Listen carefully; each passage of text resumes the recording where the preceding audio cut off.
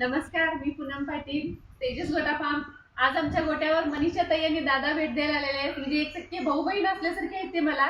आणि ते भेट द्यायला आल्यामुळे आम्हाला आनंद झालाय, कारण गोटा पूर्ण व्हायचा आहे. पण त्यांचं पण काम पूर्ण झाल्यानंतरला त्यांनी एक 8-10 दिवसात लगेच त्यांच्या गावी परतणार आहेत.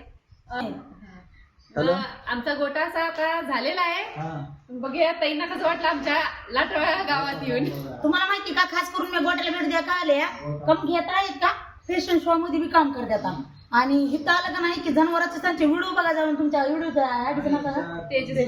माहिती का, त्यांच्या आयडीला तुम्ही जाऊन बघा. माहिती का, जनावरचे शेण काढतात, पाणी पितात, चारा टाकतात, चारा आणतात, किती भरपूर काम करतात. आणि घरचं त्यांचे लेकर सांभाळून, मालक सांभाळून तेवढं काम करतात.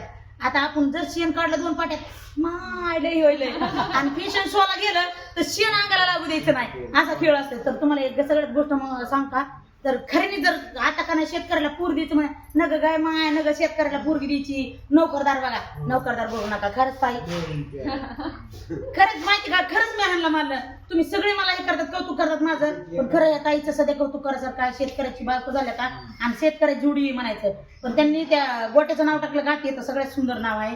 खरंच खरंच खरंच मनापासून धन्यवाद. त्याच्यामुळे मी इथं आले बरं का. आणि हा कुठला प्रमोशन साठी आम्ही केलेलं नाहीये तेजस गोटा फार्म म्हणून. कारण ज्या शेतकऱ्यांना जे मान मिळाला पाहिजे, किंवा त्यांच्या बायका ज्या काम करतात घरातनं, त्यांना जे मान मिळाला पाहिजे, त्याच्यासाठी प्रेझेंट करण्यासाठी आम्ही हे करतोय. आणि आम्ही स्वतः करतोय म्हणताना जे रिअल आहे ते रील मध्ये आहे आमच्या. त्यामुळे आम्ही कुणाचं प्रमोशन वगैरे करत नाहीये. धन्यवाद धन्यवाद धन्यवाद. आणि मी तरी करीतच नाही बरं का, ते प्रमोशन मला येतच नाही, बोलताच नाही. जे आपलं गावरान असते तेच खरं असते. बरोबर.